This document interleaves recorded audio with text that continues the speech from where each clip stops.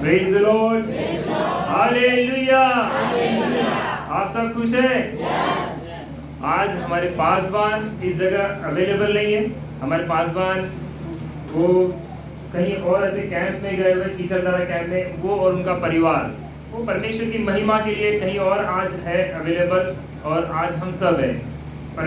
परमेश्वर के दास ने हम पर विश्वास किया है कि हम उनकी उपस्थिति में, अनुपस्थिति में हम वैसे ही परमेश्वर के वचन को सुनेंगे, वैसे ही परमेश्वर की स्तुति आराधना करेंगे। और आपने वैसे ही स्तुति आराधना की, परमेश्वर ने देखी, हम परमेश्वर का धन्यवाद करते हैं। और अब जब वचन की बात आती है, हो सकता है आप में से कई लोग ये सोचिए आएंगे कि पासवान ही बात करने वाले हैं, क्योंकि पासवान साहब ने कल लास्ट संडे को ये नहीं बोला कि वो वचन नहीं देंगे। परंतु परमेश्वर का वचन एक सा है, वो हमेशा सबके लिए कुछ न कुछ नई बातें करता है, वो हर एक के द्वारा नया प्रकाशन देता है। मैंने कई बार बाइबल को कई चीज़ों में पढ़ा, कई चीज़ें रिपीट होती है, परंतु हम जब जब सुनते तब एक नए प्रकाशन को हमारे जीवन में ले आती। हमारे आशीषों को वो परमेश्वर ही देता, उसका वचन ही हमें आशीषों को देता। तो हम सब पहले अपनी बाइबलों को उठाएं, हम प्रार्थना करेंगे। सब अपनी बाइबल को उठाएं। बहुत सारे लोगों के पास आज भी बाइबल नहीं है। मेरे पीछे दोहराएं। खुदावन परमेश्वर, यह आपका वचन है जिसे आज मैं सुनूंगा।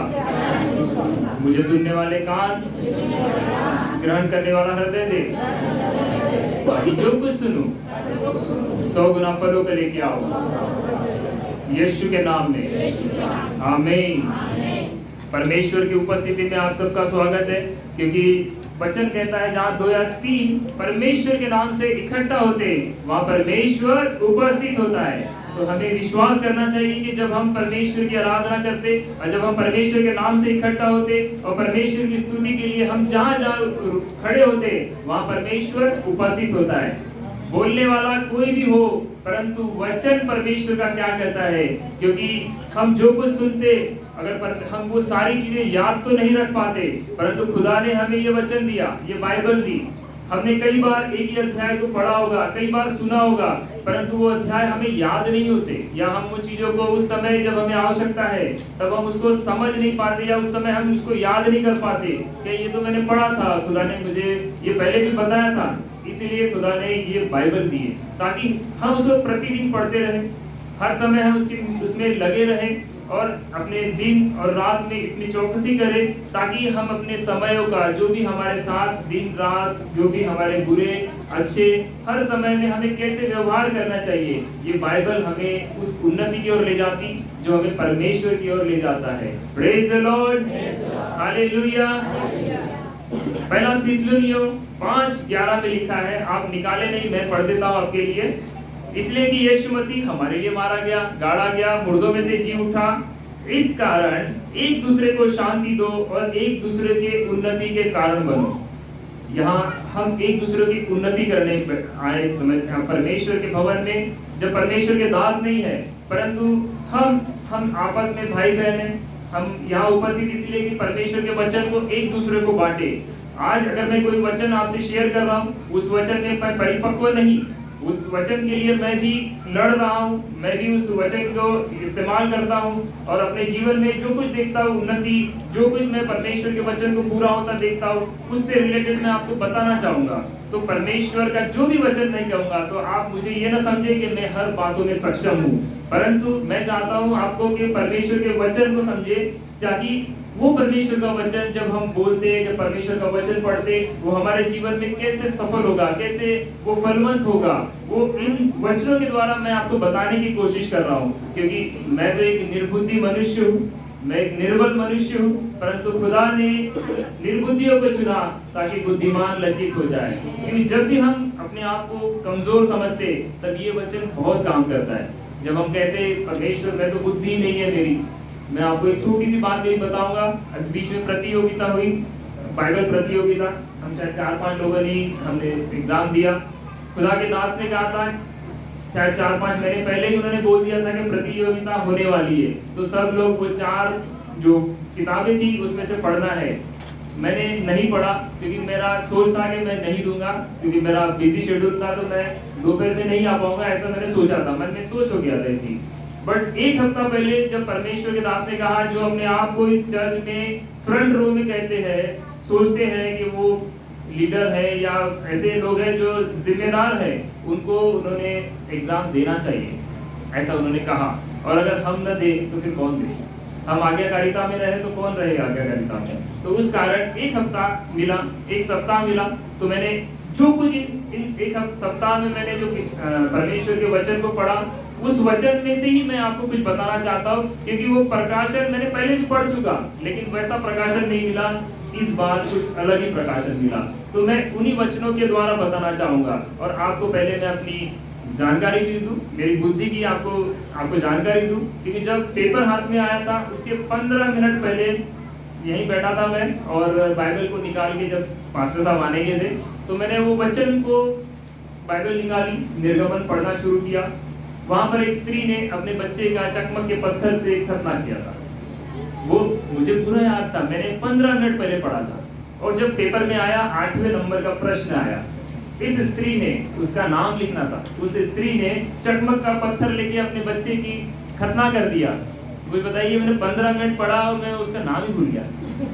तो मैं हंस रहा था उस समय, और मैं पास्टर साहब भी जब बैठे थे तो उनको बोला, मैंने सब 15 मिनट पहले मैंने पढ़ा और वो 15 मिनट में मैं भूल गया कि वो कौन था, अरे कौन थी। ये मालूम है मूसा की पत्नी थी, क्योंकि मैंने वो पूरा अध्याय पढ़ चुका था। तो मूसा की पत्नी, और उसका नाम ही भूल गया। किसको किसको मालूम है उसका नाम? सिपोरा। तो फिर मैंने घर जाके वापस उसको देखा कि मैं भूल कैसे गया, क्योंकि मैं पढ़ तो रहा था, लेकिन मेरा दिमाग एकदम से पूरा ध्यान नहीं था कि ये भी प्रश्न आ सकता है, उसका नाम आ जाएगा सिपोरा।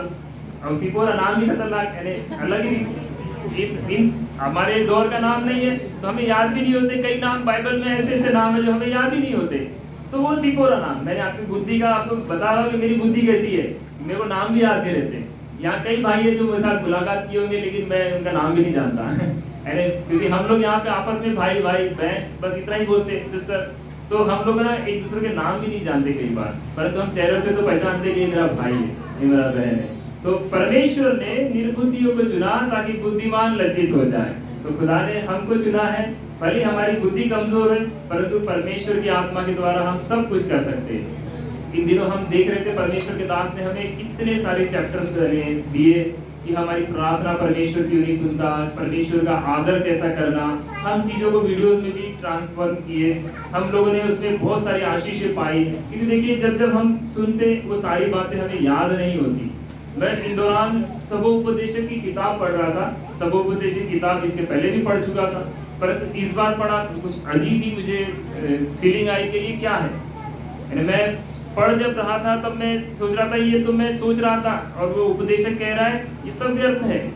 तो मैं उसके बारे में भी आपको आज बताना चाहूंगा। और सबसे पहले तो हम लोग वो देखेंगे ये उत्पत्ति 12 अध्याय, जब परमेश्वर ने एक अब्राहम के बारे में कई बार आपने सुना होगा। Hallelujah, praise the Lord. Abraham के बारे में कितने लोगों ने सुन चुके हैं या पढ़ चुके हैं? काफी लोगों ने नहीं पढ़ा। अब्राहम ये तो उत्पत्ति से ही है, हाथ नीचे कर लीजिए। जितने लोगों ने नहीं सुना, भाइयों पीछे वाले भाई जो सिस्टर्स लोग, आपने अब्राहम के बारे में नहीं सुना, मैं आपको एक छोटी सी कहानी बताता हूँ। अब्राहम परमेश्वर ने उसको बुलाया, क्योंकि वो परमेश्वर की नजर में एक धर्मी था। एक अब्राहम, जब परमेश्वर ने अब्राहम को बुलाया, वो 75 वर्ष का हो चुका था, 75 वर्ष का हो चुका था, और परमेश्वर ने उसको आवाज दी और उसको परमेश्वर ने आशीषित वचन कहे। परमेश्वर ने उसके साथ में एक वाचा बांधी। वो वाचा 12वें अध्याय में, उत्पत्ति 12 अध्याय आप पढ़ेंगे तो उसमें वो अपने को हम सबों को वो वाचा पता चलेगी कि परमेश्वर यहोवा ने अब्राहम से कहा, मैं तुझसे एक बड़ी जाति बनाऊंगा और तुझे आशीष दूंगा और तेरा नाम बड़ा करूंगा और तू आशीष का मूल होगा। यहाँ परमेश्वर ने उससे वाचा बांधी कि मैं तुझसे एक बड़ी जाति को बनाऊंगा। परंतु 75 साल तक उसको कोई एक भी औलाद नहीं थी, वो निसंतान थे। परंतु परमेश्वर ने क्या, जितने लोग जानते हैं उनको पता है कि परमेश्वर ने अब्राहम के जीवन में वो वाचा को कितने समय बाद पूरा किया। 75 साल में परमेश्वर ने उसे बुलाया, 75 साल में परमेश्वर ने उसको वो आशीषों के वचन सुनाए कि मैं तेरे लिए ये करूंगा, तू आशीष का मूल हो जाएगा। साधारण नहीं कि तू आशीषित हो जाएगा, परंतु आशीष का मूल होगा। परमेश्वर ने उसको आशीषित करने के वचन बोले, परंतु परमेश्वर ने उसको, आप ध्यान से उसके पढ़ेंगे तो परमेश्वर ने उसको जब वो 100 साल का हुआ तब उसका इकलौता बेटा, एक बेटा इसहाक पैदा हुआ। 100 साल यानी 25 साल वो परमेश्वर के साथ में चलता रहा और 25 साल परमेश्वर पर वो विश्वास करता रहा कि खुदा ने जो वचन कहा है उसके मुंह के वचन निष्फल नहीं होंगे, परंतु वो फलवंत करेगा। उसने कहा तुझसे एक बड़ी जाति बनाऊंगा तो बनाएगा। तो परमेश्वर के साथ चलता रहा। कुछ उन्होंने भी परमेश्वर की नजर में कुछ मिस्टेक्स हुई। परमेश्वर के भी जो बड़ी आशीष पाना चाहता, परमेश्वर उसकी बड़ी परीक्षा करता। तो अगर हम बड़ी आशीषों को पाना चाहते तो हमें बड़ी परीक्षाओं से भी गुजरना पड़ेगा। इसलिए जब बाइबल प्रतियोगिता होती ना तो हम सबको देना क्यों चाहिए? क्योंकि देखिए, अगर मैं पहली बार बाइबल की प्रतियोगिता दिया था, मुझे 100 में से शायद 17 ही मार्क मिले थे, पता नहीं उससे भी कम मिले होंगे। मैं क्लियर इसलिए बोल रहा हूँ क्योंकि मैं अगर मैं दूंगा ही नहीं तो मुझे पता कैसे चलेगा मेरा बुद्धि कहाँ है।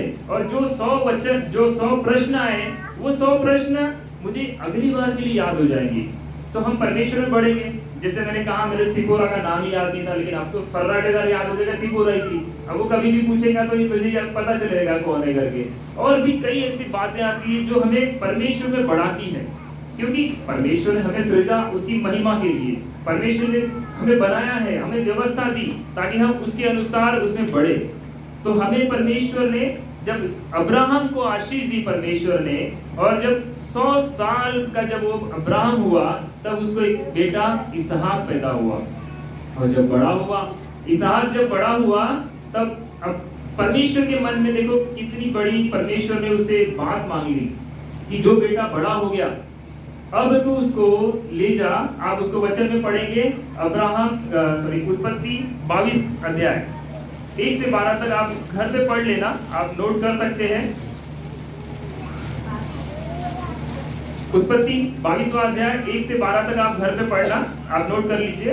अपने पुत्र को, अर्थात अपने इकलौते पुत्र को, इसहाक को, जिससे तू प्रेम रखता है, संग लेकर मोरिया देश में चला जा और वहां उसको एक पहाड़ के ऊपर जो मैं तुझे बताऊंगा होम बलि करके चढ़ा।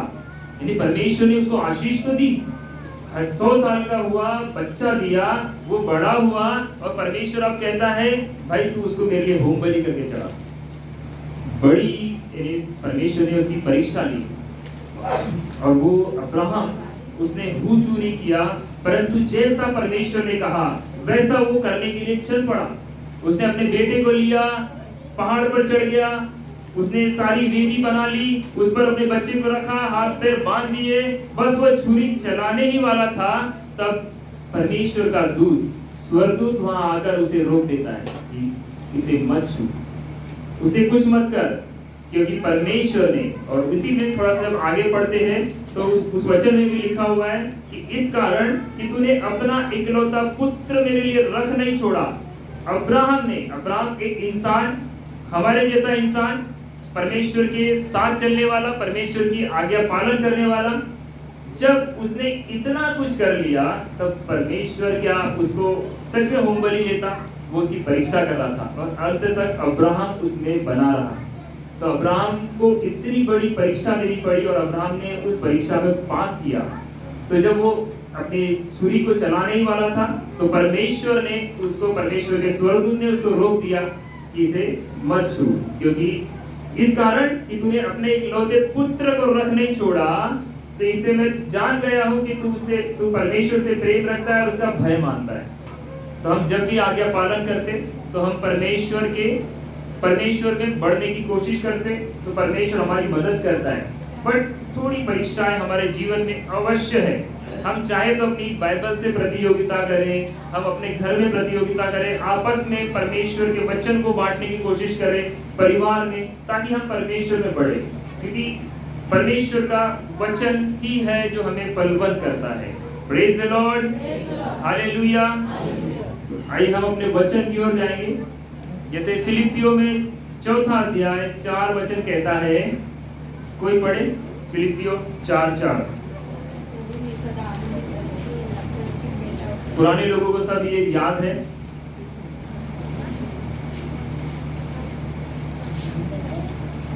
कोई पढ़ने मदद किया। प्रभु में सदा आनंदित रहो, मैं फिर कहता हूँ आनंदित रहो। यहाँ पौलुस कहता है प्रभु में सदा आनंदित रहो, और मैं फिर कहता हूँ प्रभु में आनंदित रहो।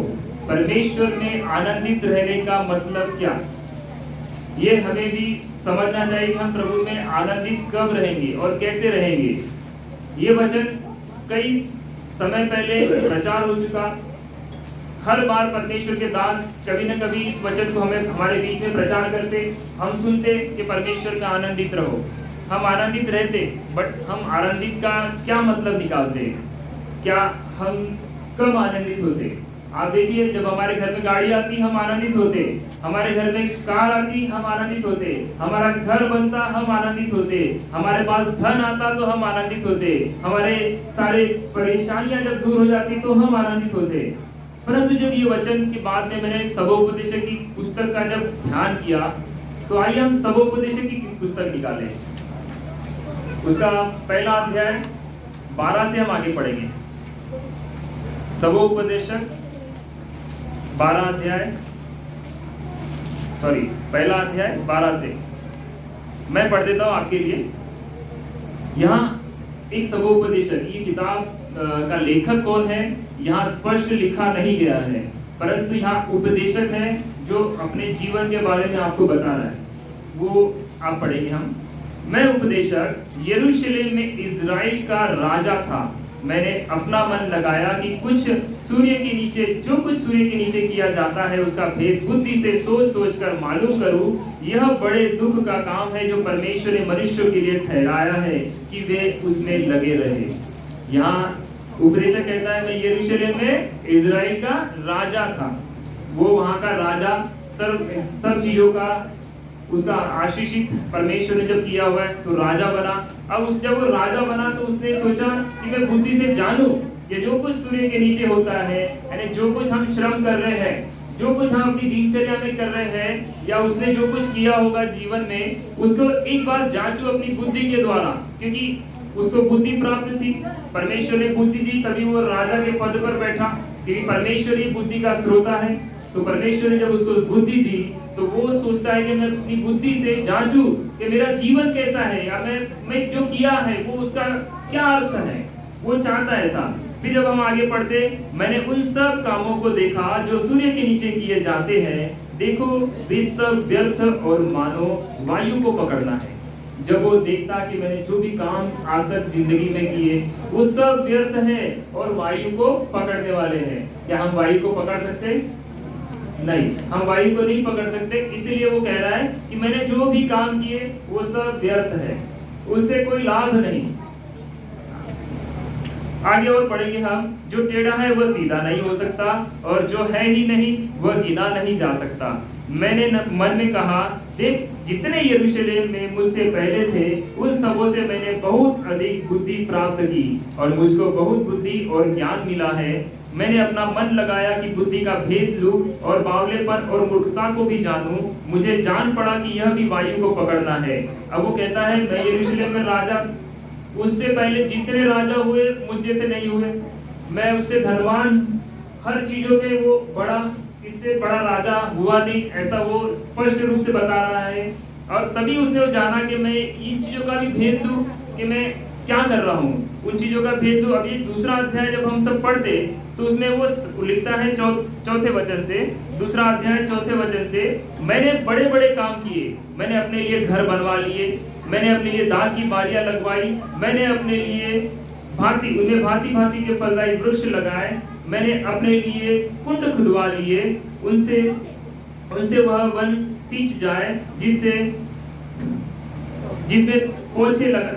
पीछे लगाए जाए, पौधे लगाए जाए।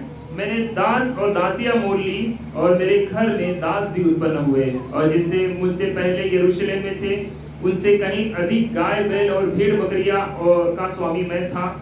मैंने चांदी और सोना और राजा और प्रांतों के बहुमूल्य पदार्थों का भी संग्रह किया। मैंने अपने लिए गाय को और गायिकाओं को रखा, और बहुत सी कामनियां भी जिससे मनुष्य सुख पाते हैं अपनी कर ली। इस प्रकार मैंने अपने से पहले सब यरूशलेम वासियों से अधिक महान और धनाढ्य हो गया, तो भी मेरी बुद्धि ठिकाने रही। वो सब बताता है कि उसने क्या क्या किया।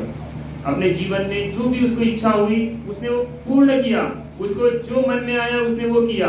वो अपने लिए दास दासियां रख ली, अपने लिए हर प्रकार की सुविधाएं उसने कर ली और इतना धनाढ्य हो गया कि उसके जैसा कोई था नहीं।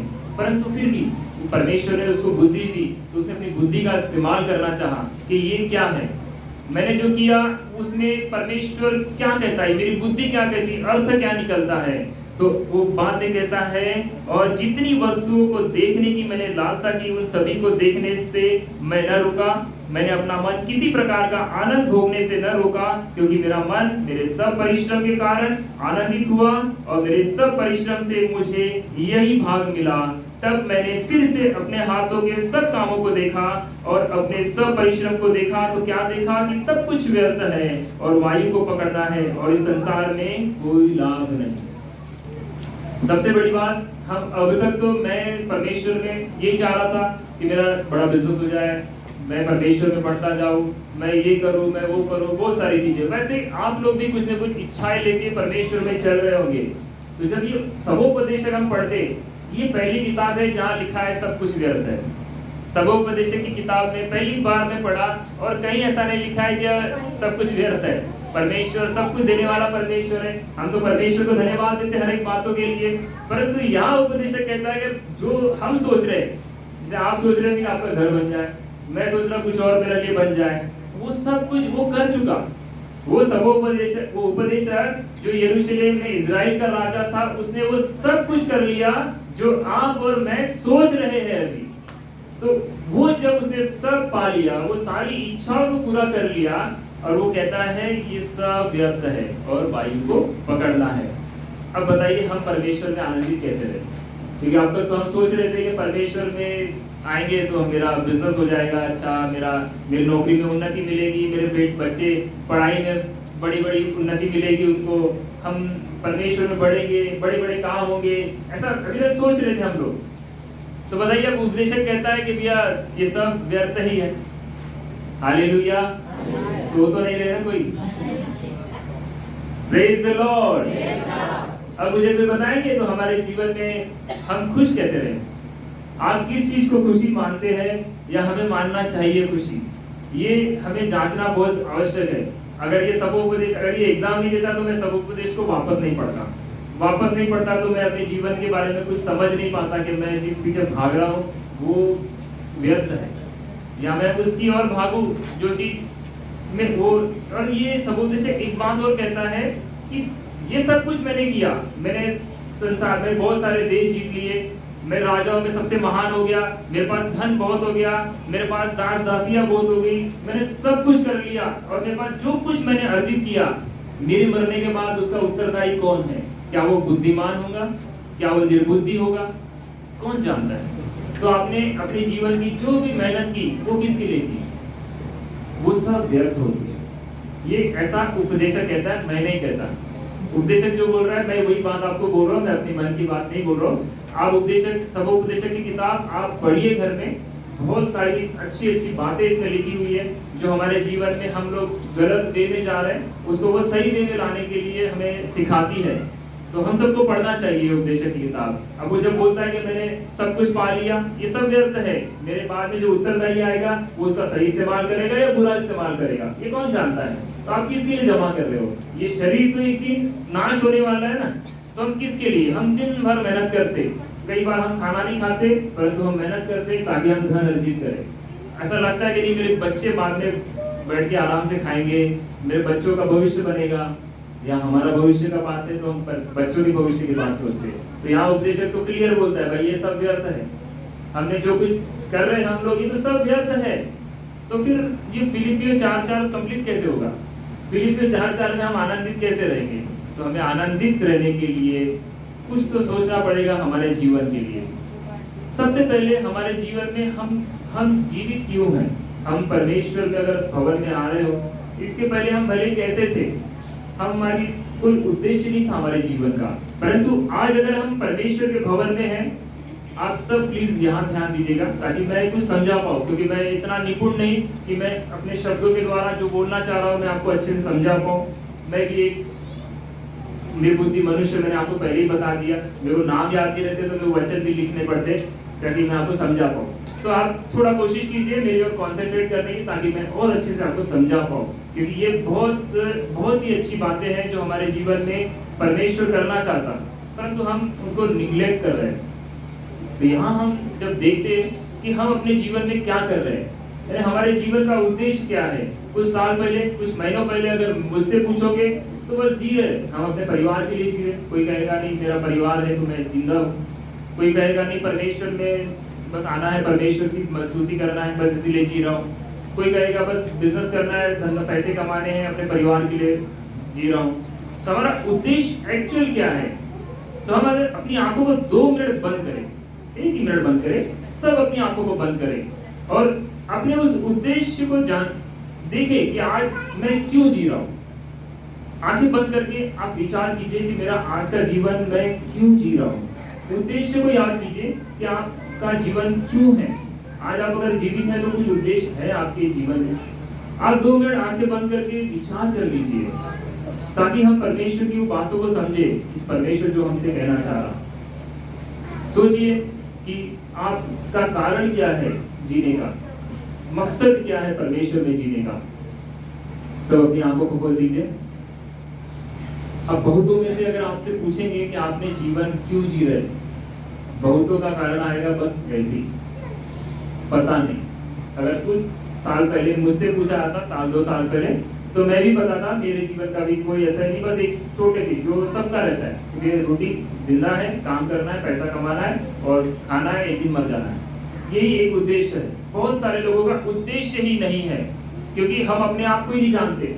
तो सबसे पहले हम मनुष्य इस संसार में क्यों है और हम कौन है, सबसे पहले हमें अपने आप को जांचना चाहिए। और जांचने के लिए हमें परमेश्वर ने अपना वचन दिया।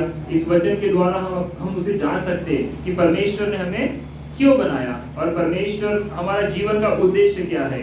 अब आगे बढ़ेंगे, हम सब निकालेंगे उत्पत्ति अध्याय। उत्पत्ति का पहला अध्याय है और उसके पहले मैं पढ़ूंगा आपको यशायाह 43 का 7 मैं पढ़ देता हूँ।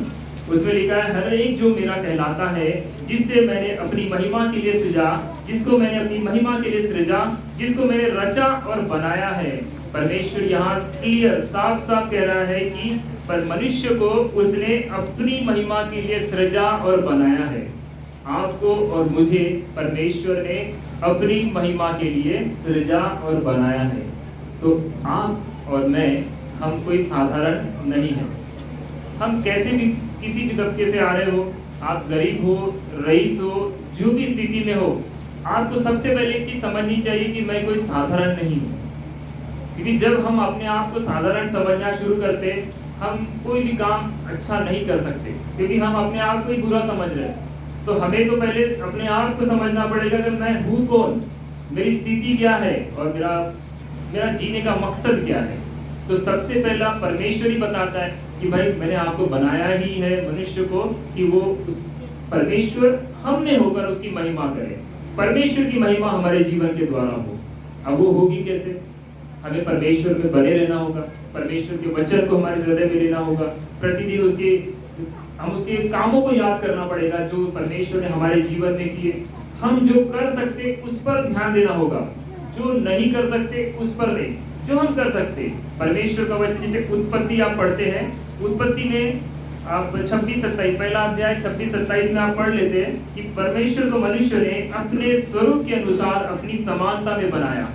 तो बताइए, परमेश्वर ने आपको और मुझे अपने स्वरूप और अपनी समानता में बनाया। तो हम क्या बहुमूल्य नहीं है? क्या हम साधारण हैं? खुदा ने अपने हाथों से बनाया, सारी सृष्टि को तो बोलकर रच दिया। वो चाहता तो हमें भी बोलकर रच सकता था।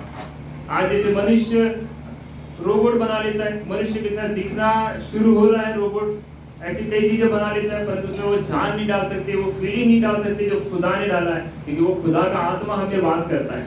तो सबसे पहले हम मनुष्य जरूर है, परंतु हम इस संसार के क्या है? प्रवासी है एक प्रकार से, क्योंकि ये हमारा नहीं है, ये हमारा घर परमानेंटली नहीं है। एक दिन आपको और मुझे इस संसार को छोड़ के जाना है। तो वो दिन कौन सा होगा हमें नहीं पता। वो आज हो, वो कल हो, परसों हो, कोई भी दिन हो सकता है। हो सकता कई हमारे बहुत सारे साल जिए, परंतु केवल जीना ही क्या जीवन है हमारा?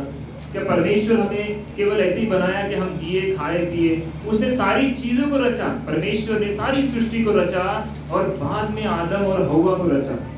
बाद में आदम को बनाया ताकि वो आदम को वो जो सारी चीजें बनाई, सारी सृष्टि बनाई, उस पर अधिकार दे।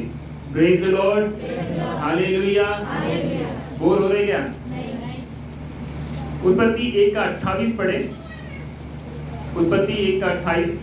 ये हाँ, और परमेश्वर ने उनको आशीष दी और उनसे कहा, फूलो फलो और पृथ्वी में भर जाओ और उसको अपने वश में कर लो। Praise the Lord. और समुद्र की मछलियां तथा आकाश के पक्षियों और पृथ्वी पर रहने वाले सब जंतुओं पर अधिकार रखो।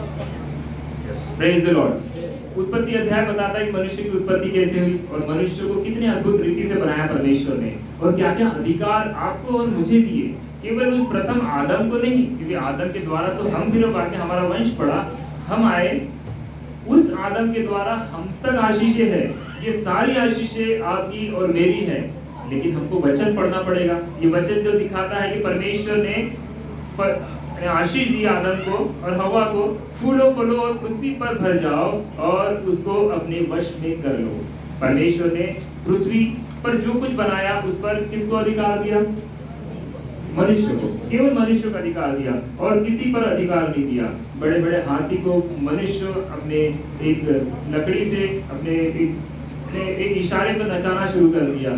शेर उसके इशारे पे नाचता है। तो परमेश्वर ने आपको अद्भुत बनाया है। तो सबसे पहले एक चीज कि हम कीमती है, परमेश्वर की नजर में आप कीमती है। और परमेश्वर ने और कीमती कैसे बनाया, और इसी में पढ़ेंगे उत्पत्ति दूसरा अध्याय 19 वचन। उत्पत्ति जो बनाया ना, उत्पत्ति का अध्याय है, वो पूरा बताता है परमेश्वर के प्रेम को, वो मनुष्य की सृष्टि को बताता है। बहुत ही अद्भुत है, इसमें बहुत प्रकार की बातें लिखी हुई है। और यहोवा परमेश्वर भूमि में से सब जाति के बहनेले पशुओं और आकाश के सब भांति के पक्षियों को रचकर आदम के पास ले आया कि देखे कि वह उनका क्या क्या नाम रखता है। और जिस जिस जीवित प्राणी का जो जो नाम आदम ने रखा, वही उसका नाम हो गया। अंत आदम ने सब जाति के घरेलू पशुओं और आकाश के पक्षियों और सब जाति के बहनेले पशुओं के नाम रखे, परंतु आदम के लिए कोई ऐसा सहायक न मिला जो उससे मेल खा सके। बस praise the Lord, praise the Lord. यहाँ परमेश्वर का वचन बताता है कि यहोवा परमेश्वर ने भूमि में सब जाति के बनेले पशु और सब आकाश के भांति भांति पक्षियों को रचकर आदम के पास ले गया। आप समझ रहे बातों को, बहुत गंभीर बात है, ये बहुत ही बड़ी बात है एक मनुष्य के लिए। आदम के पास लेकर गया। वो खुद चाहता तो अपने नाम, वो उसके नाम रख सकता था, परंतु मनुष्य जो उसकी उत्तम रचना है, उसने उन सबों को उसके पास ले गया ताकि वो देखे कि मैंने इसमें जो आत्मा डाली है, मैंने जो बुद्धि प्रदान की है, उसके अनुसार ये इसके क्या क्या नाम रखता है। और आदम ने जो जो नाम उन पक्षियों प्राणियों के रखे, वो उनके नाम हो गए। तो बताइए, वो आदम को भी परमेश्वर ने अपनी सृष्टि का एक हकदार बनाया, उसका एक भाग बनाया, क्योंकि वो तो उसकी सृष्टि बनाई परमेश्वर ने, परंतु उस सृष्टि का नाम रखने के लिए, वो जीवों का नाम रखने के लिए परमेश्वर ने आदम को चुना, यानी हमें चुना। तो बताइए हम कितने कीमती होंगे और परमेश्वर क्या चाहता होगा। जब प्रथम आदम से परमेश्वर इतनी इच्छा रखता, तो आज के समय में आपसे और मेरे से कितनी बड़ी इच्छाएं परमेश्वर की होंगी। वो परमेश्वर क्या क्या चाहता होगा कि हम उसकी सृष्टि में उसके कामों को करें। वो कैसे चाहता होगा कि जैसे प्रथम आदम ने उसके द्वारा रचे हुए सारे जानवरों को, पक्षियों का नाम रखा, वैसे आप भी परमेश्वर के जितने काम हैं उसमें आप उसके सहभागी हो जाए। Praise the lord, hallelujah. तो ये बातें हमें बताती कि हम मनुष्य कितने कीमती है, क्योंकि सिर्फ बनाया नहीं परमेश्वर ने, बना के सिर्फ रख नहीं दिया, परमेश्वर ने अपनी सहभागिता दी ताकि आपके द्वारा उनके सारे जो भी उत्पत्ति परमेश्वर ने की, संरचना की, उसको अपने को सहभागी बनाया। तो हम यहाँ से देखते कि हम मनुष्य को परमेश्वर ने कितना कीमती बनाया। Praise the Lord. सब मेरे पीछे एक चीज को दोहराए, आंखें बंद करें और एक चीज को दोहराए। सर्वशक्तिमान परमेश्वर, मैं आपका बेटा हूँ, मैं आपकी बेटी हूँ। आपने मुझे अपने हाथों से अपने स्वरूप और अपनी समानता में बनाया। मैं कोई साधारण नहीं, मैं बहुमूल्य हूँ, क्योंकि आपने मुझसे प्रेम किया, अपनी ज्योति मुझ पर चमकाई। मैं ज्योति का एक परमेश्वर प्रभु जी सोता बन जाऊं परमेश्वर, क्योंकि तूने अपनी ज्योति मुझ पर डाली है परमेश्वर। धन्यवाद परमेश्वर, प्रेज द लॉर्ड, हालेलुया। अब से हम अपने आप को कभी भी कमजोर या ऐसा निर्बल नहीं समझेंगे, क्योंकि खुदा हमारे साथ है। खुदा ने कहा मैं तुम्हें कभी न छोड़ूंगा, कभी न त्यागूंगा, हमेशा वो हमारे साथ है। तो जब हम परमेश्वर ने हमें क्यों बनाया, सबसे पहला काम हमें वो जांचना है कि हमें हमारा जीवन का मकसद क्या है। तो पहला मकसद परमेश्वर ने हमें बता दिया कि हम उसकी महिमा के लिए रचे गए हैं। और परमेश्वर का कई वचन कहते हैं तुम मेरे पहले धर्म और राज की खोज करो, तुम्हें सब बातें मिल जाएगी। तो हम जिस चीजों के लिए ढूंढ रहे हैं, जो चीज हमें घर चाहिए, जो हमें बहुत हमारी जितनी आवश्यकता है, वो सारी आवश्यकताओं को परमेश्वर पूरा कर देगा। परंतु हमें परमेश्वर के साथ चलना है। मकसद ये बनाना है कि मेरे जीवन के द्वारा परमेश्वर की महिमा हो, मेरे हाथों के कामों के द्वारा, मेरे कोई भी काम हो, मेरे आप गृहिणी हो, आपके परिवार के कामों के द्वारा, आपके हर एक काम के द्वारा परमेश्वर को महिमा मिले। कहीं भी परमेश्वर का नाम ठोकर न खाए हमारे कामों के कारण। Praise the lord, hallelujah. पहली बात आप समझिए अच्छे से कि हमें अपने आप को बहुमूल्य समझना है, परंतु ऐसा भी नहीं। कई लोग अपने आप को एकदम निराशा में लेके चलते कि मैं कुछ भी नहीं, मैं संसार में कुछ भी नहीं। परंतु कई लोग ऐसे भी होते, मैं नहीं तो कौन रहे। ऐसे कई सॉन्ग्स अभी आजकल पॉप सॉन्ग भी चल रहे हैं, मैं नहीं तो कौन रहे। तो ये भी चीजें होती है। शैतान जैसे निगेटिविटी डाला तो ये अलग ही तरीके की निगेटिविटी डाल देते कि मैं नहीं तो कोई भी नहीं। यानी अगर मैं सोचूं कि भैया मेरे वजह से मेरा परिवार चलता है, मेरे वजह से मेरे लोग मेरे साथ काम करने वाले लोगों के रोजगार चलते, ये सोच सबसे बड़ी बेवकूफ़ी है हमारे जीवन में। क्योंकि हम एक इस सृष्टि में, आप देखें इतनी सारी सृष्टि में कितने असंख्य लोग हैं और हम एक धूल के कण के समान हैं। तो हमें जब हमारे जीवन में ऐसा आता है कि मेरे बिना तो मेरा परिवार ही नहीं चल सकता, मेरे बिना तो मेरा काम ही नहीं चल सकता, मेरे बिना तो उसका बिजनेस नहीं चल सकता, सोच कहीं भी हो सकती है। आप जिस भी पद पे हो, आप ये सोच सकते क्या मेरे बगैर तो इसका काम नहीं चलेगा। तो ये सोच पहले तो हटानी जरूरी है, क्योंकि हम एक धूल मिट्टी के समान हैं। एक दिन जब हम मर जाएंगे तो हमारे लिए कोई सृष्टि रुकने वाली नहीं है। परमेश्वर सबको रोजी रोटी देता है, सबको खाना खिलाता है, उसने सबके लिए उपाय किए। जो काम करता है उसको भी रोटी मिलती है, जो काम नहीं करता उसको भी रोटी मिलती है। परमेश्वर प्रभु सबके लिए परमेश्वर ने उपाय किए। उसने फ्री में ऑक्सीजन दी, हमें ऑक्सीजन खरीदने की जरूरत थोड़ी पड़ती है। हमको खाना बनाने के लिए हमको उसने खेत दिए, परंतु हम मनुष्य ने उसको खेतों को उजाड़ कर अपने घरों को बसाना शुरू कर दिया। और हमारी इच्छा इतनी बढ़ गई है कि जो सब्जी हम उगाते थे उस उगाने की बजाय हम रेडीमेड खरीदना शुरू कर दिए। हमारी इच्छाएं बढ़ती जा रही है ताकि, और वो इच्छाओं में हम फंसते जा रहे हैं। हम परमेश्वर की इच्छा नहीं जान रहे, परंतु अपनी शरीर की इच्छाओं को पूरा करने के पीछे हम भागते जा रहे हैं। तो हमारे मन में ये भी ना आए कि मेरे बगैर तो काम नहीं हो सकता। आप ये भी सोच लीजिए भैया, आप अगर आज खत्म भी हो जाते हैं तो कल वो वैसा ही चलते रहेगा जैसा पहले चलता था। मेरे वजह से किसी का काम नहीं रुकने वाला। मैं रहूं ना रहूं, परमेश्वर का काम, मेरे परिवार का काम, मेरे संसार के लोगों जितने मेरे साथ जुड़े उन सब का काम चलते रहेगा। बस मैं कहाँ जा रहा हूँ मुझे ये पता होना चाहिए। वरना अगर मुझे ये नहीं पता कि मेरी समाप्ति के बाद मुझे कहाँ जगह मिलने वाली है, तो ये हमारा ध्यान ही यहाँ नहीं है। कई लोगों का ध्यान नहीं, मेरा भी ध्यान नहीं था, परंतु अब है। क्योंकि हमारा उद्देश्य क्या है हमारे जीवन में, जब हमें पता चलता है कि हम बहुमूल्य हैं तो हमें क्या करना है, आगे क्या करना है। दूसरा स्टेप क्या है? पहला स्टेप तो आपने देख लिया कि आप अपने आप को कभी निगलेक्ट ना करेंगे, आप अपने आप को कमजोर नहीं समझेंगे। अब दूसरा उपाय आप सुनिए, इब्रानियों 12 अध्याय 28 वचन मैं पढ़ देता हूँ। भक्ति और भय सहित परमेश्वर की ऐसी आराधना करे जिससे वह प्रसन्न होता है। जब आपने जान लिया परमेश्वर ने आपको अपनी महिमा के लिए बनाया, तो दूसरा उपाय है परमेश्वर की महिमा करना है। वो भी कैसे? भक्ति और भय सहित। हम भक्ति करें और भय सहित करें, ताकि जो कुछ हम कर रहे हैं परमेश्वर हमें देख रहा है। अगर हम उसकी स्तुति आराधना कर रहे तो कैसी कर रहे हैं?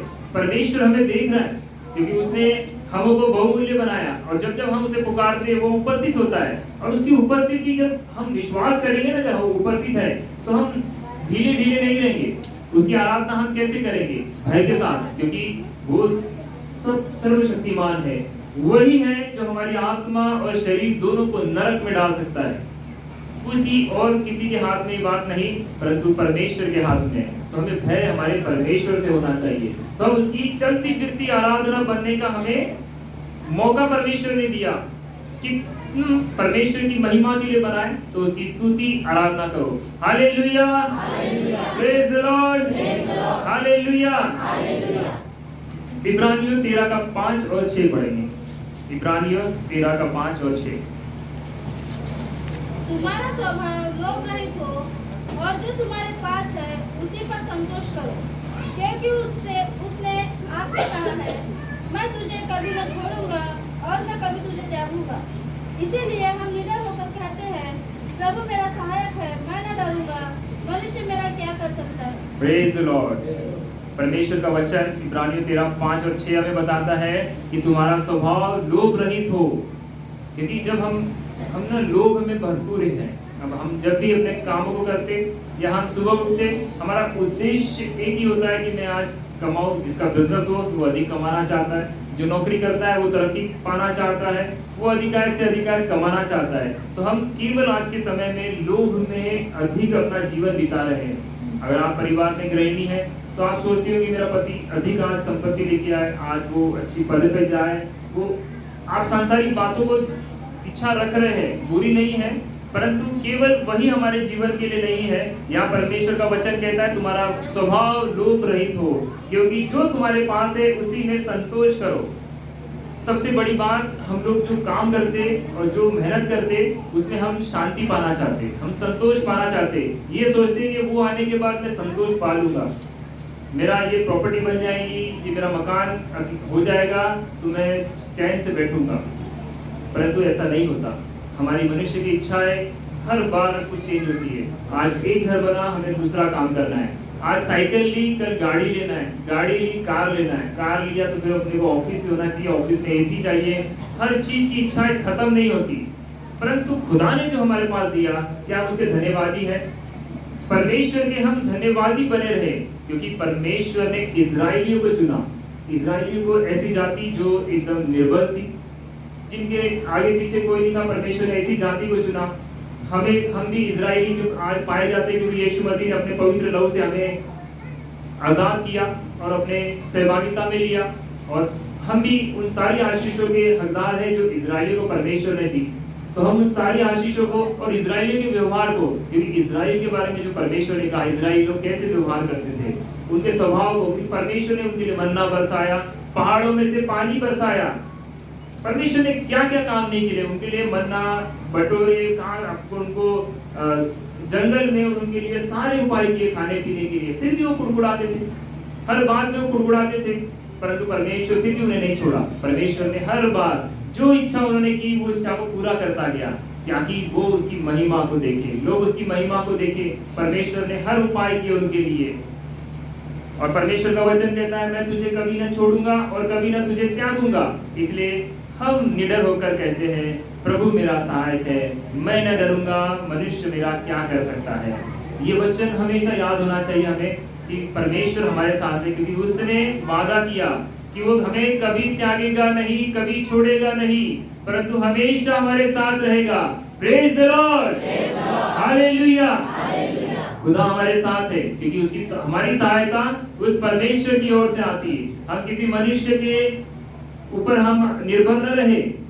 वो परमेश्वर मनुष्य के द्वारा काम जरूर करता, परंतु सोता परमेश्वर है, वही हमारे सारे कामों को पूरा करता, और हमारी सहायता उसी की ओर से आती है।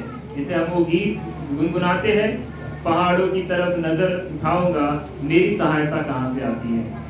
पहाड़ों की तरफ नजर उठाऊंगा, पहाड़ों की तरफ नजर उठाऊंगा, मेरी सहायता कहाँ से आएगी, मेरी सहायता कहाँ से आएगी।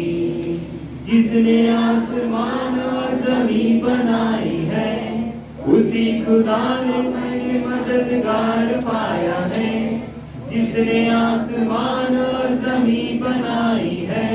उसी खुदा को मैंने मददगार पाया है, मदद वहीं से मैं तो पाऊंगा। पहाड़ों की तरफ नजर उठाऊंगा, पहाड़ों की तरफ नजर उठाऊंगा। हमारी नजर परमेश्वर की होना चाहिए, क्योंकि खुदा हमारा सोता है, वही हमें बुरे से उठाकर हमें वो ऊंचे पदों तक ले जाता है। तो परमेश्वर पे संपूर्ण भरोसा हमारा होना चाहिए। मेरी आवाज मधुर नहीं, परंतु परमेश्वर के वचन बोलने के लिए या गाना गाने के लिए उसमें कोई शर्म नहीं। ये खुदा सबके लिए है, क्योंकि मूसा भी कहता था कि मैं तो बोलने में भद्दा हूँ, परंतु परमेश्वर ने उसकी मदद सहायता करी। परमेश्वर का पवित्र आत्मा हमें हर एक बातों में उठाएगा, तो परमेश्वर का धन्यवाद करें। तो हम दूसरी बातों को समझ रहे हैं कि हम परमेश्वर में हम प्रतिदिन हम परमेश्वर की स्तुति आराधना में प्रति समय कैसे रहे। दूसरी बात, हमारे पास जो कुछ है क्या हम उसमें संतुष्टि है, हम अपने और नजर लगाएं। पहली बात तो हमारे पास जो है उस पर हम नजर लगाएं कि आपके पास बच्चे हैं, आप उसके लिए संतुष्टि करें। आपके पास परिवार का वो सदस्य है जो दूसरों के पास नहीं है। आपके पास पति है, आप उसके लिए धन्यवाद दें। आपके पास सास है, आपके पास बहू है, उसके लिए धन्यवाद करें। एक दूसरे के लिए और हर बातों के लिए परमेश्वर का धन्यवाद करें। सुबह से लेके शाम तक जब हम परमेश्वर के हर एक कामों को धन्यवाद देते रहे, आप सुबह उठकर परमेश्वर को धन्यवाद दें। खुदा तूने आज अद्भुत दिन बनाया। आप प्रोफेसी कर लीजिए पहले कि आज का दिन मैं तो परमेश्वर तेरे आनंद में भरपूरी, परमेश्वर तेरे आनंद में रहूंगा और तुझमें मगन होकर चलूंगा। आपने पहले ही प्रोफेसी कर ली तो आपका दिन बुरा कैसे हो सकता। तो हमें परमेश्वर को धन्यवाद देना है। आप गृहिणी हैं तो आप परमेश्वर से प्रार्थना प्रति समय कर सकते हैं। जरूरी नहीं आप वो 2 घंटा जाके कोने में बैठे, परंतु जब आप अपने कामों को कर रहे, जब आपका बच्चा स्कूल जा रहा है उसके लिए प्रार्थना आप कर सकते हैं। बेटा, मेरा बेटा परमेश्वर वो जा रहा है स्कूल में, उसके लिए उपाय करना, खुदा उसकी बुद्धि को बढ़ाना, ताकि वो जब जाएगा ना तब आपकी प्रार्थना काम करेगी। वहाँ जो भी स्थिति होगी उसके लिए सारे उपाय होंगे और वो बुद्धिमान होकर आएगा। आपका पति जब अपने कामों को जाता है, वो जॉब पर जाता है, वो बिजनेस पे जाता है, आप उसके लिए प्रार्थना कीजिए। खुदा आज तेरा बेटा परमेश्वर अपनी रोजी रोटी के लिए किया है, परमेश्वर उसको सफल करना, आपकी प्रार्थना उसको दिन भर काम में आएगी। Praise the Lord. ये छोटी छोटी बातें जब आप करेंगे ना, आप अपने जीवन में अलग ही बातों को पाएंगे। तब आप देखेंगे कि परमेश्वर में आप आनंदित है, क्योंकि आप प्रार्थना कर रहे हैं। यानी आप अपने आप पर निर्भर नहीं है, आज छोटी छोटी बातों में परमेश्वर पर हम निर्भर होते जा रहे हैं। क्योंकि हम प्रार्थना कर रहे हैं कि मेरा पति कह रहा है, परमेश्वर उसके लिए उपाय करना, उसको ये चीजें दे देना, परमेश्वर उसको जो भी कमी है उसको पूरी करना। परमेश्वर हम उससे मांग रहे हैं और परमेश्वर सुनता है। से बच्चे भी बार बार हमने से मांगते हैं, नाराज थोड़ी होते। तो परमेश्वर से हम मांगेंगे तो बार बार नाराज नहीं होते, परंतु परमेश्वर हमें वो उपाय देता है, पर हमें मांगना पड़ेगा। कई लोग सोचते हैं कि नहीं मेरी तो बात सुनेगा ही नहीं परमेश्वर, हम जब तक बोलेंगे नहीं तो परमेश्वर सुनेगा कैसे। तो हम सबों को बोलना है, उस सबों के लिए एक सा है। अगर आप आपके पास जितनी संपत्ति है उसके लिए धन्यवाद दें। आपके छोटा सा घर है, आप उसके लिए धन्यवाद दें। आपके पास बहुत छोटी सी साइकिल ही है अपने पास में या स्कूटर ही है, आप उसके लिए धन्यवाद दें परमेश्वर को। परमेश्वर सही समय पे आपके लिए वो सारे उपाय को करेगा। क्योंकि परमेश्वर आपको एक साथ कभी रहने नहीं देगा, क्योंकि उसने बनाया अपनी महिमा के लिए। तो अगर आपको ऐसे ही रहने देगा तो उसकी महिमा कैसे होगी। तो परमेश्वर अपनी महिमा हमारे द्वारा लेना जानता है, परंतु हम उस लायक है कि नहीं, उसे हमें बनना पड़ेगा। इसलिए हमें आपको जांचना पड़ेगा कि भैया मैं निर्बल तो हूँ, परंतु खुदा ने कहा कि मैं निर्बलों को चुना ताकि बलवान लज्जित हो जाए। मैं निर्बुद्धि तो हूँ, परंतु बुद्धिमान लोगों को लज्जित करने के लिए मुझे जैसे निर्बुद्धि को चुना। तो बलवान सब चीजें परमेश्वर की महिमा के लिए हो रही है। जब हम ऐसा करना शुरू करते, हम अपने जीवन में सफलता को देखते, और वो सफलताएं पर लोग देखते। जब आप सफल होंगे, लोग आपको फॉलो करना शुरू करेंगे, आपको देखना शुरू करेंगे। ये कैसी स्त्री है, इसको कई परेशानी गई परंतु ये डगमगाई नहीं। ये कैसे पुरुष है कि कई परेशानियां गई होगी परंतु ये परमेश्वर के खिलाफ नहीं गए या परमेश्वर से दूर नहीं हुए, परंतु उसमें बने रहे। और खुदा एक दिन फलवंत करेगा। जैसे अब्राहम को परमेश्वर ने फलवंत किया, 25 साल का वेटिंग के बाद में उसको पुत्र दिया। तो हम अगर कुछ समय परमेश्वर अगर हमारी बातों को लगा रहा है, हमारे डिमांड को लगा रहा है, वो कुछ कारण होगा। हो सकता है वो समय हमारे लिए अच्छा ना हो, या वो चीज आज हमारे लिए लाभदायक ना हो। या उस चीज का हम इस्तेमाल इस समय पे न कर सकते हो, इसलिए परमेश्वर भी हमें वो आशीष को नहीं देना चाहता। इसलिए हमें संतुष्टि इन चीजों में रखनी पड़ेगी। खुदा मुझसे ज्यादा तू जानता है। जैसे हम अपने बच्चों के बारे में जानते हैं कि उसके लिए क्या अच्छा भला, वो हर समय चॉकलेट मांगेगा तो हम उसको एक बार देंगे, हर बार उसको चॉकलेट नहीं देंगे, क्योंकि वो उसके स्वास्थ्य के लिए अच्छा नहीं है। तो वैसे ही परमेश्वर जो जो हम मांगते उसमें से क्या हमारे लिए आवश्यक है और क्या आवश्यक नहीं है, वो उससे बढ़कर जानता है। एक साधारण मनुष्य जो अपने बच्चों के लिए अच्छा जानता, वो क्यों करना देखेगा, तो वो सारी बातों के लिए पूर्ण करने के लिए तैयार है, बट हम उसके लिए बढ़ते जाए, उसी से बनते जाए। Praise the Lord. घर की स्त्रियां, आप समझ गए कैसे प्रार्थना कर सकते अपने उन्नति के लिए, अपने परिवार के सदस्यों के लिए। आज पुरुष लोग, आप अपने परिवार के लिए प्रार्थना करें हर समय। अगर आप चलते फिरते भी हैं तो प्रार्थना करते हुए जाए, ताकि आप जहां भी जा रहे हो परमेश्वर से बात करते जाए। परमेश्वर मैं वहां जा रहा हूं, आज मेरा काम परमेश्वर तेरी महिमा के कारण होने पाए, परमेश्वर तेरी इच्छा के कारण होने पाए। आप कोई अपना बड़ा काम करने जा रहे हैं तो परमेश्वर उस अधिकारी को या जिससे भी आप मिलने जा रहे हैं उसको परमेश्वर के हाथों में सौंपो, ताकि वो परमेश्वर आपके कामों को सफल करेगा। छोटी छोटी बातें परमेश्वर आपके जीवन में बड़ी कर देगा, आपको पता भी नहीं चलेगी। Hallelujah, praise the Lord. पीछे वाले भाई कृपया करके सोए ना, ये बहुत छोटी बात है। मैं एक छोटा सा व्यक्ति हूँ जो आपसे बात कर रहा हूँ, परंतु बहुत काम की चीजें हैं जिसको मैंने अपने जीवन में बड़ी होते हुए देखी है। मैं जब परमेश्वर में आया, मैं आपको बता दूं, बहुत सारे लोग नहीं जानते होंगे, मैं सिंधी परिवार से, और जब मैं इस बिजनेस अपने चर्च में आया, उस टाइम पे मेरा बिजनेस टोटली लॉस में था, मैं माइनस में चल रहा था बिजनेस में, और उस समय से मेरे पास जीवन में कोई आशा नहीं थी। मैं आया था मेरी मदर के कारण, क्योंकि उसको रीढ़ की हड्डी का प्रॉब्लम हो गया था, कोई गैप आ गई थी, और मैंने उसको बहुत सारी जगह लेके गया था। उसको मैंने इतने हार्डवर्क कर लिए थे, इतने बाबाओं के पास लेके जा चुका था। आखिरी में डॉक्टर ने कहा इसका वो ऑपरेशन करना होगा, अगर ऑपरेशन करेंगे वो सफल नहीं होगा, 99% लोग सफल नहीं होते और वो बेड पे हो जाएगी। और उसी दौरान मेरा भाई जय भाई था, पहले किसी और ने मम्मी को, मेरी मदर को परमेश्वर का वचन सुनाया, प्रभु यीशु के बारे में बताया, लोगों ने बताया कि उसमें आने के बाद लोग ठीक हो जाते हैं। तो मेरी मम्मी कोई चर्च में गई, फिर उसके बाद में जय भाई जो मेरा पहले से उसमें था तो परमेश्वर में, तो उसने लेकर आया यहाँ पर। 2 बार आई मम्मी, उसको अच्छा लगा यहाँ पर कि कुछ तो है परमेश्वर, कोई तो परमेश्वर है, और ये बच्चे जो बोल रहे हैं वो समझना शुरू करें। उसको छोड़ने के लिए मैं यहाँ आया करता था, मैं उसको छोड़ देता था और वहाँ से चला जाया करता था। एक दिन उसको रुकना पड़ा, क्योंकि उसको मुझे वापस भी ले जाना था और मेरे पास टाइम भी था, तो मैं बैठा वहाँ पर। जब परमेश्वर के दास हमारे पासवान साहब यहाँ से बोल रहे थे कि पवित्र बनो क्योंकि तुम्हारा बुलाने वाला पवित्र है, उस समय और ये भी बात निकली कि खुदा ने आपको, आपका शरीर परमेश्वर का मंदिर है। जब ये सुना तो मैंने ये क्या बात है, आज तक तो मैं मंदिरों में जाता था और पूजा प्रार्थना करता था, और ये कहा कि मैं तो खुद ही, मेरा शरीर परमेश्वर का मंदिर है, इससे बड़ी बात क्या हो सकती है। वो बातें जो परमेश्वर के दास ने यहाँ से कही, जहाँ बोधले साहब बैठे मैं वहीं बैठा था, वहाँ सुनता था मैं केवल, बट वो कुछ समय था परमेश्वर के वचन का, मेरे हर वक्त संडे आना शुरू कर दिया। मेरी स्थिति ऐसी अलग थी कि मैं बहुत डिप्रेशन में था, क्योंकि मेरा बिजनेस लॉस था, मेरी मदर की तबीयत खराब थी, और हम परिवार में केवल 2 सदस्य, मेरी मदर और मैं, हम 2 ही रहते थे। और मैं सुबह से निकल कर सीधा रात को आता था, तो मेरी माँ की सेवा के लिए भी कोई नहीं, क्योंकि उस टाइम पे हम स्ट्रगल ही कर रहे थे चीज़ों में। परमेश्वर ने ऐसे ऐसे काम किए मेरे जीवन में।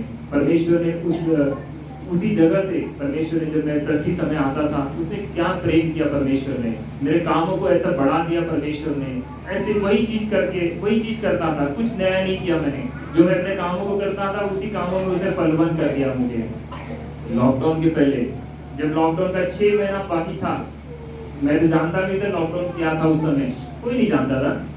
6-8 महीने पहले हमने बिजनेस का प्लान किया कि हम कुछ बढ़ाना चाह रहे हैं इसके अंदर। पैसा 1 रुपया भी जेब में नहीं, क्योंकि मैं कोई झूठ नहीं बोलूंगा, पैसा नहीं था, परंतु हम कुछ बढ़ना चाहते थे बिजनेस में। तो उस समय मैं जो कुछ सोच रहा था, एक मेरे सामने था कि मुझे ये बिजनेस करना चाहिए, तो मैंने उसमें प्लानिंग शुरू की। तो मैं उस समय परमेश्वर की ना फीलिंग्स को बहुत देखा, आज भी मैं महसूस करता हूँ कि वो फीलिंग क्या थी, क्योंकि मैं जो कुछ कर रहा था उसमें मैं वो देख रहा था, वो काम सरलता से हो रहे थे, वो सामने से आ रहा था सब चीजें। तो परमेश्वर का ही काम था। और बस लॉकडाउन खत्म होने के दिसंबर के बाद मार्च में लॉकडाउन हुआ, 3 महीना पहले जब क्रिसमस शुरू हुआ, क्रिसमस के 3 दिन पहले हमने अपना बिजनेस शुरू किया। तो मैं सब कुछ घूम के आ गया था, बॉम्बे भी जाके आ गया था, मैंने सूरज प्रेमानी से भी मिल के आ गया था। उस टाइम पे मैं ये देखना चाहता था कि वो सिंधी व्यक्ति भी परमेश्वर के राज में है क्या। तो पहला सूरज प्रेमानी निकला, क्योंकि वो यूट्यूब से उसको मैंने सुना, मैं उनसे भी मिल के आया। तो उसके बाद ना मेरे जीवन में अलग ही शुरुआत हुई। तो फिर मैंने वो कामों को शुरू किया। वो काम से 3 महीना पहले शुरू हुआ और मार्च का फर्स्ट वीक में लॉकडाउन हुआ, 8 डेज लॉकडाउन हुआ आखिरी में। तब मैं घबरा गया, परमेश्वर अभी तो शुरू किया था, उसके लिए भी लोन लिया था मैं, 3 लाख रुपए मैंने लोन लिया था, एक संस्था से लिया था मैंने लोन। तो मैं तो टेंशन में आ गया था, प्रभु अभी तो शुरू किया था, अभी चलने भी नहीं लगा और हम सब बंद हो गए। और मेरे पास जितने लोग काम करते थे, 3-4 लोग काम करते थे, वो लोग उनकी भी सैलरी का परेशानी। तो मैं फिर से डिप्रेशन में चला गया था कि प्रभु ये कैसे होगा। बट देखो मेरा बिजनेस था फूड का, तो फूड वालों को अलाउड किया उस समय कि हमको लाइसेंस दिया गया कि आप जा सकते हो, आप अपने खाने की चीज़ों को आप मार्केट में बेच सकते हो, दुकानदारों को पहुंचा सकते हो। हमको 1 हफ्ता सिर्फ अपने व्यापार को बंद रखना पड़ा। 1 हफ्ते बाद हमको लाइसेंस मिल गया, पुलिस वालों ने लाइसेंस दिया, मेरे पास जितने काम करने वाले थे उन सबको लाइसेंस मिला और फिर से बिजनेस शुरू हो गया। Praise the Lord. और ऐसा बिजनेस हमने लॉकडाउन में किया, जिसके बाद कर्जे हमारे तो खत्म ही हुए। आप हमारी बरकतों को देखते होंगे, जिन्होंने भी मेरे बिजनेस प्रीमाइसेस में आए होंगे उद्घाटन में, आपने देखा होगा वो 1500 स्क्वायर फीट का मकान वो वर्धमान नगर में, वो लेना असंभव बात है, मेरे लिए असंभव बात है, परंतु खुदा ने संभव किया। मैं किराए के गोडाउन में कितने साल बिताए मैंने, परंतु परमेश्वर ने मेरे लिए उपाय किए। तो ऐसा परमेश्वर है जब हमारे कामों को फलवंत करता, लेकिन तब करेगा जब हम उसमें बढ़ते जाएंगे। तब नया था परमेश्वर ने भरपूर अनुग्रह दिया, परंतु अब परमेश्वर चाहता होगा परमेश्वर कि मैं भी उसके लिए कुछ करूं। तो परमेश्वर की महिमा के लिए मैं भी तैयार हूं। परमेश्वर जो करा है हम उसके लिए कभी मना नहीं करेंगे, परंतु करते जाएंगे। जितनी सामर्थ्य है खुदा सामर्थ्य देगा, तो हम परमेश्वर का धन्यवाद करें। Praise the Lord. आइए हम अपने टॉपिक पे आगे बढ़े। मैंने अपनी गवाही दे दी। हम दूसरा समझ गए कि हम परमेश्वर की चलती फिरती आराधना करेंगे।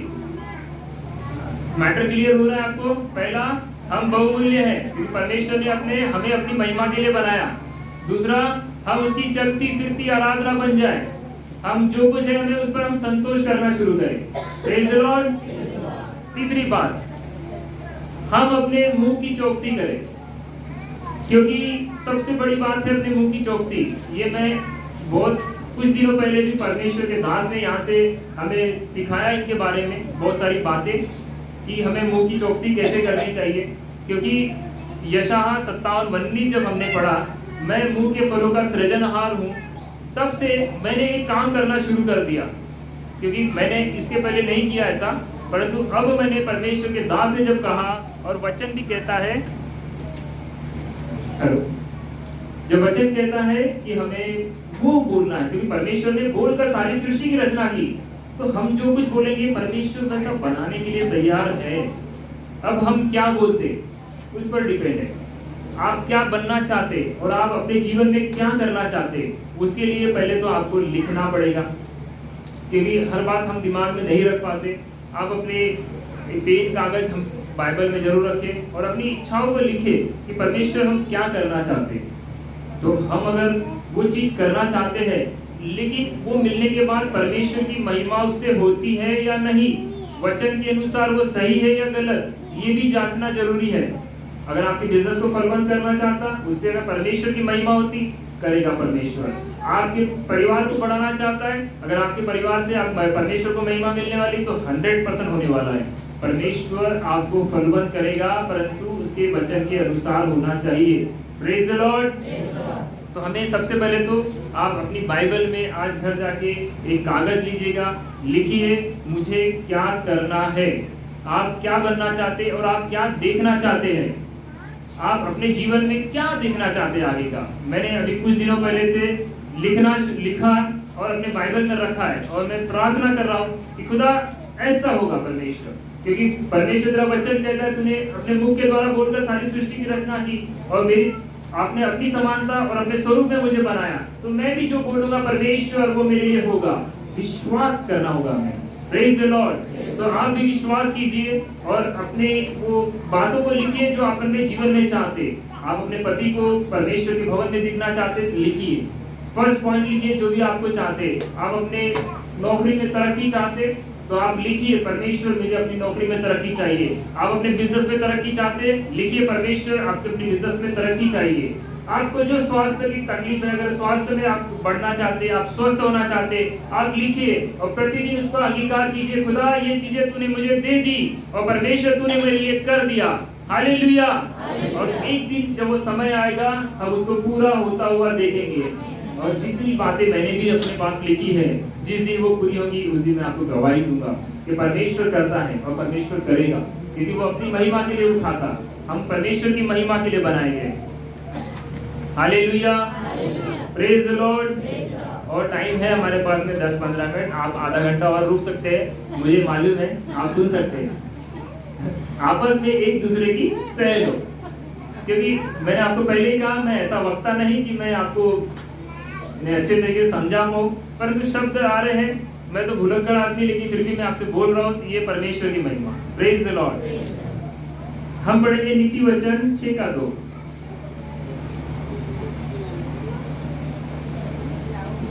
नीति वचन 6:2।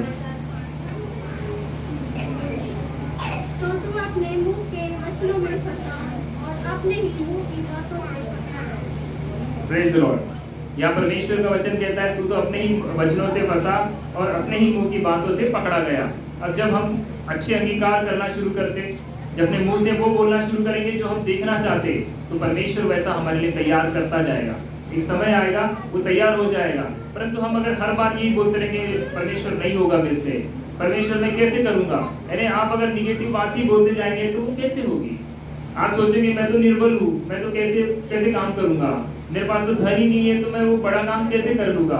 तो ये आपको देखना है कि आप निगेटिव क्या बोल रहे हैं। आप अपने बच्चों को किस शब्दों का इस्तेमाल कर रहे हैं। क्या हम बच्चों के लिए आशीष वचन बोल रहे हैं, तो आप उनको आशीष वचन बोलिए, वो फलवंत होंगे। आप उनको बोलिए मेरा बेटा सबसे अच्छा, परमेश्वर की दया से वो आगे बढ़ेगा, परमेश्वर उसके भविष्य का उपाय करेगा। आप बोलिए, डेली बोलिए। आपके बच्चे देखो एक दिन सफल होते दिखेंगे।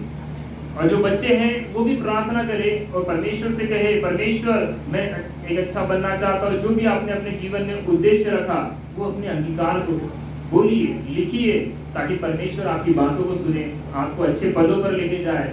क्योंकि परमेश्वर ये नहीं चाहता कि उसकी जनता या उसके लोग वो गरीब रहे या छोटे दबके में रहे। वो परमेश्वर उठाने वालों में से, परमेश्वर आपको ऊंचा उठाने के लिए तैयार है, परंतु हमें उससे मांगना होगा। अगर आप नौजवान अगर ये सोचेंगे कि मैं परमेश्वर से, मैं तो अभी तो जवान हूँ, मैं परमेश्वर से कैसे बात करूँ। परमेश्वर सबों के लिए, वो छोटे से बड़ा सबके लिए एक सा है, सबकी बातों को सुनता। हालेलुया। और जब हम परमेश्वर में हम देखते हैं कि हमारे जीवन में परेशानियां हैं, तो एक वचन को जरूर हम याद करें, हमेशा के लिए याद करें। 1 कुरिन्थियों 10:13 ये वचन हमें ना वो सांत्वना देता कि हम परमेश्वर में जो भी दुख उठा रहे या फिलहाल की कंडीशन में हमारे जीवन में जो भी परेशानियां है, ये हमको सांत्वना देता है। 1 कुरिन्थियों 10:13 तुम किसी ऐसी परीक्षा में न पड़े जो मनुष्य के सहने से बाहर है। परमेश्वर सच्चा है और वह तुम्हें सामर्थ्य से बाहर परीक्षा में न पड़ने देगा, पर परीक्षा के साथ निकास भी करेगा कि तुम सह सको। Praise the Lord. यहाँ परमेश्वर का वचन कहता है तुम किसी ऐसी परीक्षा में नहीं पड़े जो मनुष्य के सहने से बाहर है। तो आपका जो भी परीक्षा है, तब आप ये वचन को बोल सकते हैं, ये परीक्षा वो ऐसी नहीं कि जिसको मैं सहन नहीं कर सकता, क्योंकि वचन बोलता है तो ये सच है मेरे लिए कि मैं इसको सह सकता हूँ। और परमेश्वर जब हम इस चीजों में परीक्षाओं में पढ़ते हैं, ऐसी स्थितियों में पढ़ते हैं, तो हमारे लिए निकासी भी करता, हमारे लिए वहां से अच्छा मार्ग भी निकालता। और जब हम इन परीक्षाओं से आगे बढ़ते, जब आप परीक्षाओं में पास होते तो नेक्स्ट स्टेज में जाते, तो वैसे ही जब हम परीक्षाओं में परमेश्वर के वचन के अनुसार पास हो गए, हम नेक्स्ट स्टेज में जाएंगे। Hallelujah, hallelujah. आइए सब अपनी आंखों को बंद करें। पहाड़ों की तरफ नजर उठाऊंगा, पहाड़ों की तरफ नजर उठाऊंगा, मेरी सहायता कहाँ से आएगी, मेरी सहायता कहाँ से आएगी। जिसने आसमान और जमीन बनाई है, उसी खुदा को मैंने मददगार पाया है। जिसने आसमान और जमीन बनाई है, उसी खुदा को मैंने मददगार पाया है। मदद वहीं से मैं तो पाऊंगा, पहाड़ों की तरफ नजर उठाऊंगा, पहाड़ों की तरफ नजर उठाऊंगा, पहाड़ों की तरफ नजर उठाऊंगा, पहाड़ों की तरफ नजर उठाऊंगा। परमेश्वर हम आपका धन्यवाद करते हैं खुदा परमेश्वर, आज के दिन के लिए, आज के इस मधुर दिन के लिए परमेश्वर, कि परमेश्वर आपने हमें चुना खुदा, कि हम सब मिलकर परमेश्वर आपस में आपके वचन को बांटे खुदा, और एक दूसरे की उन्नति का कारण बने खुदा परमेश्वर प्रभु जी। हम धन्यवाद करते परमेश्वर कि आज जितना भी वचन हमने सुना परमेश्वर प्रभु जी, हम 100 गुना फलों को ले आएंगे खुदा परमेश्वर प्रभु जी। आपने हमें सुनने वाले कान दिए और ग्रहण करने वाला हृदय दिया परमेश्वर। आज जो परमेश्वर वचन खुला परमेश्वर, जिससे हमें पता चला परमेश्वर कि हम बहुमूल्य है खुदा, कि तूने अपनी महिमा के लिए हमें बनाया। हम साधारण नहीं परंतु असाधारण है परमेश्वर प्रभु जी, और तूने अपनी महिमा के लिए बनाया, तो क्यों कर परमेश्वर हम असाधारण रहे। परमेश्वर तू अपनी महिमा के लिए हमें उठाने जा रहा है परमेश्वर। हम आपका धन्यवाद करते परमेश्वर। आज के बाद परमेश्वर हम अपने आप को पिता परमेश्वर निराशा में नहीं, परंतु उस आशा में देखेंगे खुदा जो तूने हमारे लिए रखी है खुदा परमेश्वर प्रभु जी, कि यीशु मसीह एक दिन आएंगे और हमें ले जाएंगे परमेश्वर। उस आशा के अनुसार परमेश्वर हम आपका धन्यवाद करते परमेश्वर प्रभु जी। ओ खुदावन परमेश्वर प्रभु जी, परमेश्वर तेरी चलती फिरती आराधना बन जाए खुदा परमेश्वर। हमारे पास जो कुछ है परमेश्वर, हम उस पर संतुष्ट रहने वाले बने खुदा परमेश्वर प्रभु जी, क्योंकि तू परमेश्वर प्रभु जी, तू हमारे लिए जितनी भी आवश्यकता है उससे अधिक हमें बातों को देने के लिए चाहता परमेश्वर प्रभु जी। और खुदावन तू जानता हमारे लिए क्या अच्छा और क्या बुरा खुदा परमेश्वर, इसलिए जो कुछ दिया परमेश्वर उसके लिए हम धन्यवाद करें परमेश्वर प्रभु जी। धन्यवाद करें परमेश्वर प्रभु जी। हम आपका खुदावन, हम आज के बाद अपने मुख के द्वारा वही बोलेंगे खुदा जो आपके वचन के अनुसार है परमेश्वर प्रभु जी। तेरी उन आशीषों को हम दोहराएंगे परमेश्वर प्रभु जी जो तूने अब्राहम को दी परमेश्वर प्रभु जी। वो सारी आशीषों को हम दोहराते जाएंगे खुदा, वही पॉजिटिविटी को दोहराएंगे खुदा जो तेरा वचन कहता परमेश्वर, और हम वैसा होता हुआ देखेंगे परमेश्वर प्रभु जी। और खुदा तेरी बड़ी गवाहियों को हम तेरे भवन में देखेंगे परमेश्वर। हम आपका धन्यवाद करते हैं, सब कुछ आपके बलशाली हाथों में सौंपते हुए पिता परमेश्वर प्रभु जी, इस प्रार्थना को यीशु मसीह के नाम से मांगते, सुन और दया से कबूल कर। Hallelujah, praise the Lord. आइए हम परमेश्वर की सिखाई हुई प्रार्थना करें। हमारे पिता जो स्वर्ग में, तेरा नाम पवित्र माना जाए, तेरा राज्य आए, तेरी इच्छा जैसे स्वर्ग में पूरी होती है वैसे इस पृथ्वी पर भी पूरी हो। हमारे दिन भर की रोटी आज हमें दे, जैसे हम अपने अपराधियों को क्षमा करते हैं वैसे हमारे अपराधियों को क्षमा करें। हम परीक्षा में ना कर तू सारी बुराई से बचा, राज्य पराक्रम और महिमा सदा तेरी है। अब हमारे परमेश्वर पिता का असीम प्रेम जो बदलता नहीं, और यीशु मसीह का महान अनुग्रह जो हमारे लिए काफी है, और पवित्र आत्मा की गहरी गाढ़ी उपस्थिति हमारे और हमारे परिवार के साथ प्रभु यीशु के दूसरे आगमन तक हमेशा हमेशा बनी रहे। आमीन आमीन।